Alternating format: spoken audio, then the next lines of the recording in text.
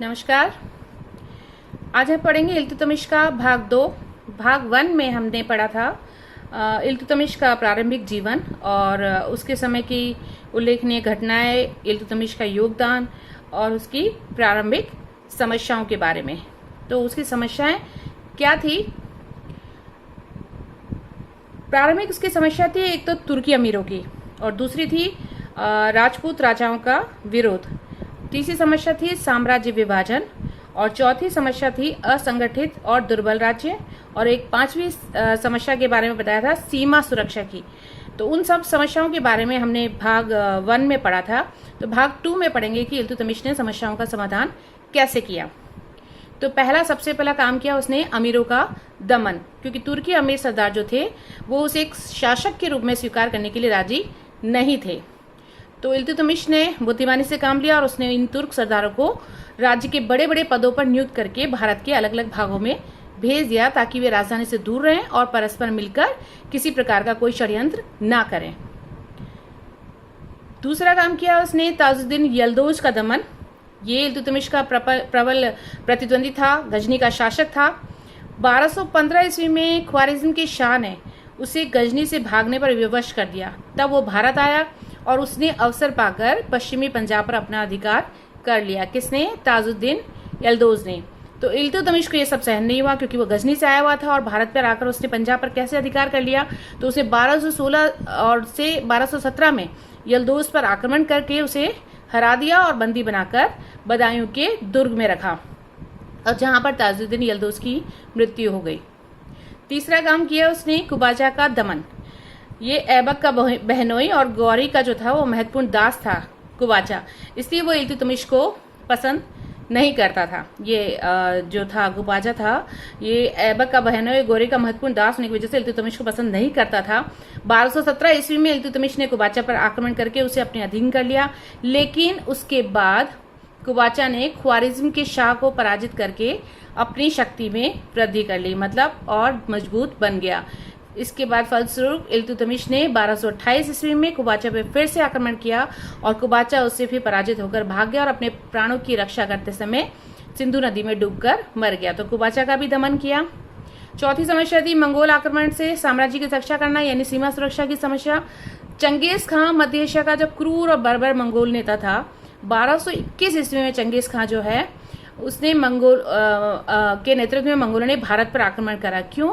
वो ख्वारिज्म के शाह जलालुद्दीन मागवर्णी का पीछा करता हुआ चंगेज खां जो है वो सिंध प्रदेश तक पहुंच गया। वो आया था जलालुद्दीन मागवर्णी का पीछा करते हुए।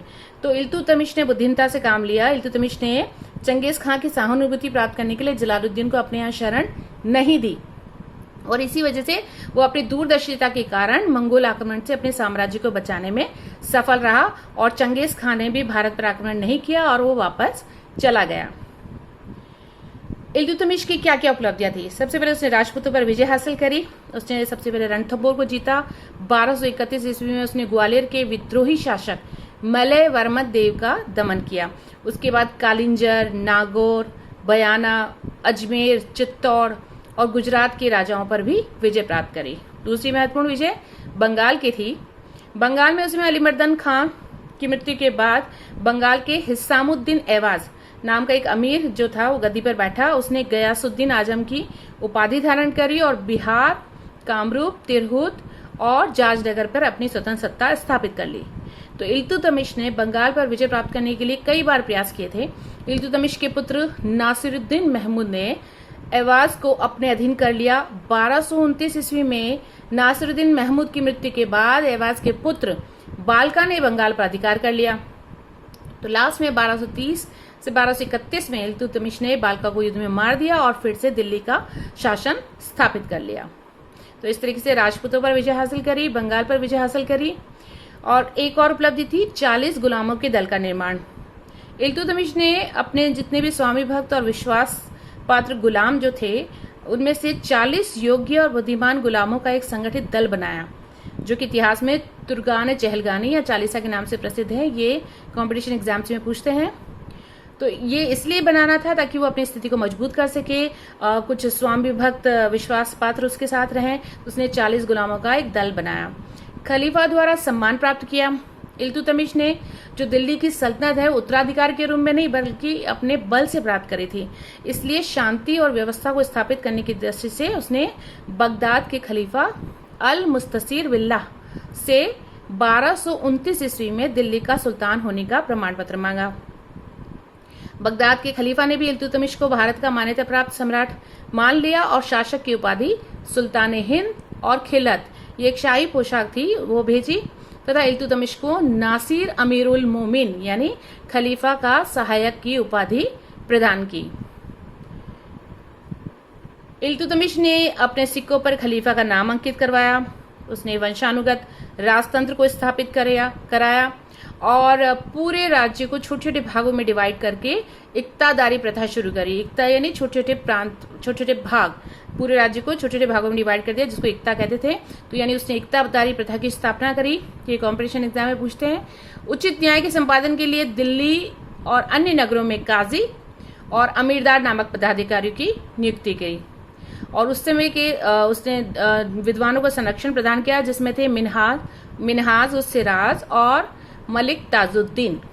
ये 2 विद्वान उसके संरक्षण में थे। इल्तुतमिश का अलग अलग इतिहासकारों ने अपनी अपनी दृष्टि से मूल्यांकन किया। प्रोफेसर ईश्वरी प्रसाद के अनुसार इल्तुतमिश जो था वो गुलाम वंश का वास्तविक संस्थापक था। ये प्रोफेसर ईश्वरी प्रसाद कहते हैं। Doctor RP. त्रिपाठी कहते हैं कि भारत में मुस्लिम सत्ता का वास्तविक श्री गणेश इल्तुतमिश ने किया और राजधानी परिवर्तन, स्वतंत्र राज्य, राजतंत्रीय शासन और शासक वर्ग का सबसे पहले उसी ने ही संगठन बनाया। प्रोफेसर निजामी कहते हैं कि ऐबक ने दिल्ली सल्तनत की रूपरेखा के बारे में सिर्फ दिमागी आकृति बनाई थी।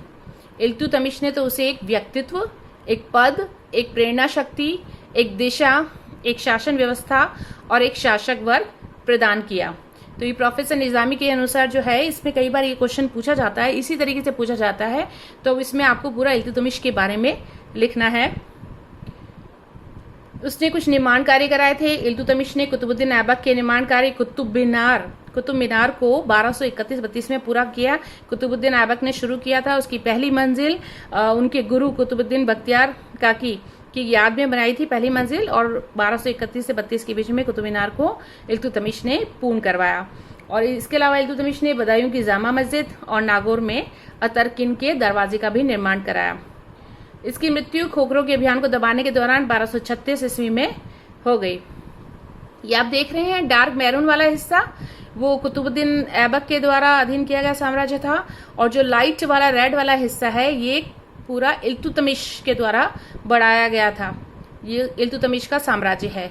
इसमें क्लियर कट दिखेगा, कुतुबुद्दीन ऐबक के टाइम पे छोटा वाला हिस्सा दिख रहा है और ये जो बिग साइज था ये इल्तुतमिश का साम्राज्य था, जो कि ये सारे जो क्षेत्र दिख रहे हैं वो इल्तुतमिश के साम्राज्य के अंतर्गत थे। इल्तुतमिश का मकबरा मेहरौली दिल्ली में है, जो इस तरीके से दिखता है। कभी आप दिल्ली जाएं तो जरूर देख कर आएं। ये कुतुब मीनार मैंने जब कुतुबुद्दीन ऐबक के बारे में पढ़ाया था तब भी आपको दिखाया था, दिल्ली में है, जो कि उनके पहली मंजिल कुतुबुद्दीन बख्तियार काकी, जो कि इल्तुतमिश और कुतुबुद्दीन ऐबक के दोनों के गुरु थे, उनकी याद में बनाई थी, और इसका निर्माण कार्य पूरा कराया इल्तुतमिश ने। तो ये पार्ट 1 और पार्ट 2 के में हमने इल्तुतमिश के बारे में पढ़ा, और आज के लिए इतना ही। Thank you.